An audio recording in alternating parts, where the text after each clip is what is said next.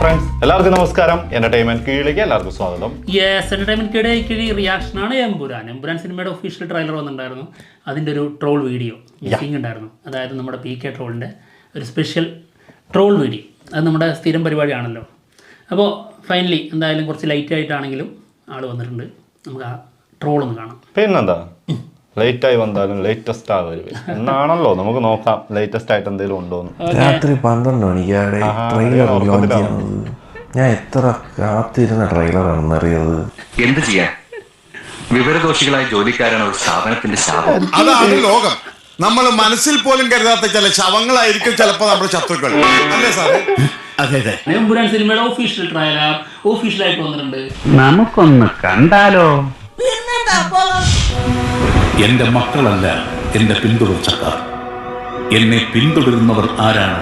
അവരാണ് എന്റെ മക്കൾ. ഈ പറഞ്ഞതിന് വേറെ അർത്ഥമില്ല, അങ്ങനെ പ്രത്യേകിച്ച് അർത്ഥമൊന്നുമില്ല. PK രാംദാസ് ബാക്കി വെച്ചിട്ട് പോയ ഈ യുദ്ധത്തിൽ ഈ പാർട്ടിയെ, ഈ സംസ്ഥാനത്തിനെ നിരന്തരം തളർത്താൻ ശ്രമിച്ചുകൊണ്ടിരുന്നത് മുന്നിൽ നിന്ന് പൊരുതിയ ശത്രുക്കളായിരുന്നു. സംഗതിയുടെ കിടപ്പ് അപ്പൊ ശത്രു കൂടാരത്തിൽ തന്നെ കളം മാറ്റി ചവിട്ടാൻ തുടങ്ങിയിരിക്കുന്നു. കേരളത്തിലെ കപട മതേതരവാദികൾ ഞെട്ടിത്തരിക്കാൻ പോകുന്ന ഒരു വാർത്ത നമ്മൾ ഉടൻ തന്നെ കേൾക്കും. അങ്ങനെയാണെങ്കിൽ ഇത് വെറും സാമ്പിൾ മേടിക്കട്ടെ. 10, 12, 14, 15 നില പൊട്ടാൻ കഴിക്കുന്നത് പിള്ളേ. മനുഷ്യജീവന് മുകളിൽ ഒരു രക്തബന്ധത്തിനും വിലയുണ്ട് എന്ന് ഞാൻ കരുതുന്നില്ല. ഇവനെ സൂക്ഷിക്കണം. അവിടെ എങ്ങനെ കുഴപ്പക്കാരന് കുഴപ്പക്കാരനാണോന്ന് ചോദിച്ചാ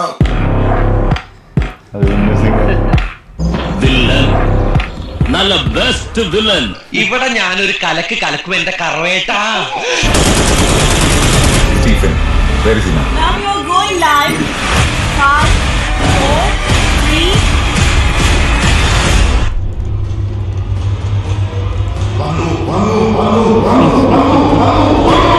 പിതാവിന്റെയും പുത്രന്റെയും ഇടയിൽ വിരിഞ്ഞ ഇരുട്ടിന്റെ പൂവ്. തമോഗോളങ്ങളുടെ എമ്പുരാൻ.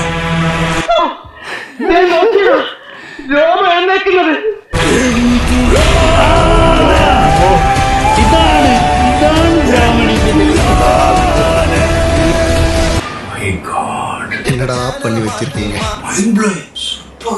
ഈശോ മിശിഹായ്ക്ക് സ്തുതിയായിരിക്കട്ടെ.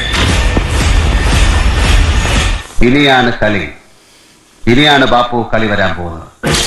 പണ്ടെപ്പോഴും കേരള MLA മാത്രമായിരുന്നു.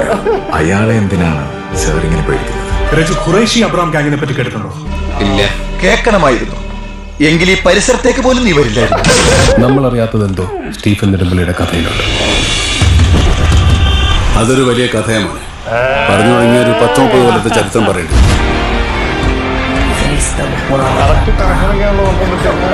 ദൈവപുത്രൻ തന്നെ തെറ്റ് ചെയ്യുമ്പോൾ ചെകുത്താനെ അല്ലാതെ വേറെ ആരെ ആശ്രയിക്കണം? എന്താ പറഞ്ഞ? ദൈവപുത്രൻ തന്നെ തെറ്റ് ചെയ്യുമ്പോൾ ചെകുത്താനെ അല്ലാതെ വേറെ ആരെ ആശ്രയിക്കണം? എവിടെയോ എന്തോ ഒരു തകരാറ്. ടോമിയുടെ ക്യാരക്ടർ ശരിക്കും നെഗറ്റീവ് രീതിയിലേക്ക് മാറുന്നു തന്നെ തോന്നുന്നത്. പെട്ടെന്ന് ചെറിയ ചെറിയ സാധനങ്ങൾ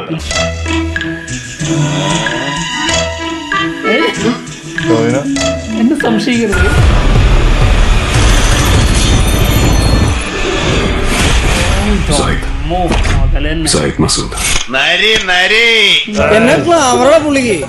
ഇത് ഹബീബ് പറഞ്ഞ പോലെ നരിയാണേ.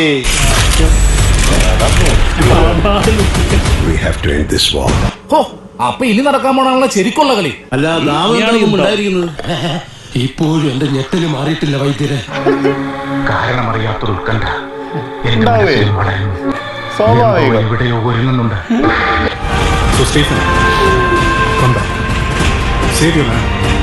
എവിടെയല്ല, ഫാക്ടറിയിലാണ്. കണ്ടിട്ട് എങ്ങനെയുണ്ട്?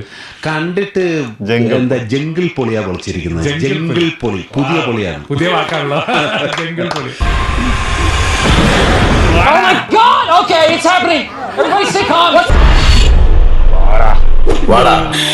ഇത് ഞാൻ തകർക്കും. ഒന്ന് പോയാ കളി കാണാം.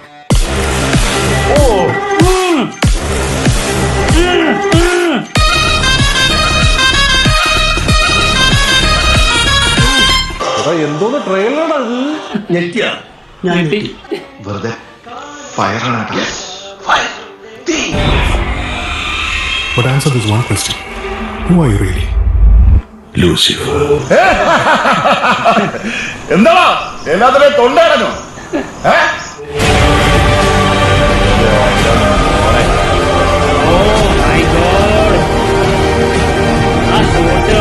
രണ്ടിടത്തോളം എങ്ങനെയുണ്ട്? കണ്ണു തള്ളിയോ? പറഞ്ഞു കേട്ടതിനും ഗംഭീരം, അത്യുഗ്രൻ. നമുക്ക് ഉള്ളിൽ വീണ്ടും ഡ്രസ്സൊക്കെ മാറി വീണ്ടും വന്നോ? സിനിമ ഞെട്ടിച്ചിരിക്കും. ഏത് ലെവലായിരിക്കും? ഇപ്പോഴെങ്കിലും എന്റെ പ്രിയപ്പെട്ട നാട്ടുകാർക്ക് മനസ്സിലായല്ലോ. പറയാനായിട്ടില്ല. ഇനി ബാക്കിയൊക്കെ നമുക്ക് 27-ാം തീയതി കാണാം. വീണ്ടും ഡ്രസ് മാറി മാറി വന്നു. അതാരായിരിക്കും? ഇത് ടോവിനോ, ഇത് മറ്റൊരാൾ.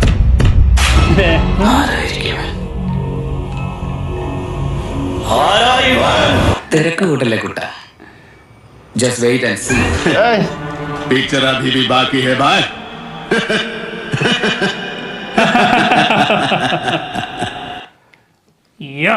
പോളിസ്ഥാനം പൊളിസ്ഥാനം. ഒരു രക്ഷയില്ല, ഗംഭീരം. പോയാ തള്ളിയിലെ ഒരു കോപ്പോന്റെ അലാക്ക കൊറേ കാലം ഭാഷയിലങ്ങോട്ട് തള്ളിയുണ്ടല്ലോ. തുടങ്ങിക്കോ.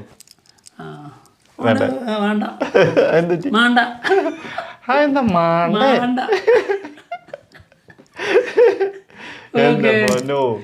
എല്ലായിടത്തും ആവേശമാണ്. ആവേശം ഇങ്ങനെ ഒരു 2 ദിവസത്തെ 3 ദിവസത്തെ മുന്നത്തെ വീഡിയോയില് ഞാൻ പറഞ്ഞൊരു സംഭവം ഉണ്ട്. അതിപ്പോഴാണ് എനിക്ക് ഇപ്പോഴും അത് അങ്ങനെ തന്നെയാണ്. അതായത് ഒരു ഉത്സവത്തിന്റെ പ്രതീതി അത് പറഞ്ഞില്ല, 27-ാം തീയതി വരെ ഉള്ളത്. ഇപ്പൊ വെറുതെ ഒന്ന് എടുത്തു നോക്കിയാൽ മതി. അതാണ് ആ ഒരു ഓളമാണ്. ഏത് എന്താ പറയാ സോഷ്യൽ മീഡിയ, ഏത് ന്യൂസ് ചാനലുകള്, എല്ലായിടത്തും എമ്പുരാൻ മയം. അത്രേ ഉള്ളൂ. അതായത് ഒടിയനില്ലേ, ഒടിയൻ ഭയങ്കര ഹൈപ്പിലാണ് വന്നത്. അന്ന് ഞങ്ങളത് ആഘോഷിച്ചിട്ടുണ്ടായിരുന്നില്ല, ഞങ്ങൾക്ക് അതിന് പറ്റിയിട്ടില്ല, അങ്ങനെ ഒരു ചാനൽ ഞങ്ങൾക്ക് ഉണ്ടായിരുന്നില്ല. ഇപ്പോൾ നമുക്കതിനായിട്ടുള്ള ഒരു സാമ്രാജ്യമുണ്ട്, ആഘോഷിക്കാനുള്ള എനർജി ഉണ്ട്. നമ്മളത് ആഘോഷിക്കൂലേ?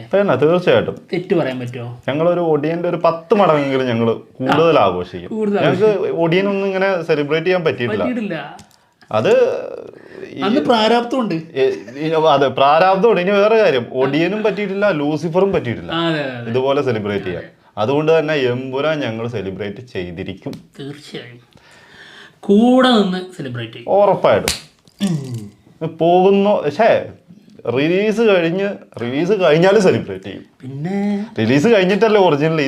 അതുവരെയുള്ളതൊക്കെ ഒരു തുടക്കം. ഇപ്പോൾ ടെൻഷനോടുള്ള സെലിബ്രേഷൻ. അതെ. പിന്നെ മാത്രമല്ല, ഒരു വലിയ ഒരു ഉത്സവം നടത്തണമല്ലോ. അപ്പോൾ അതിന് ഒരുപാട് കടമ്പകൾ കടക്കാൻ, ഒരുപാട് വലിയ വെല്ലുവിളികൾ വരും.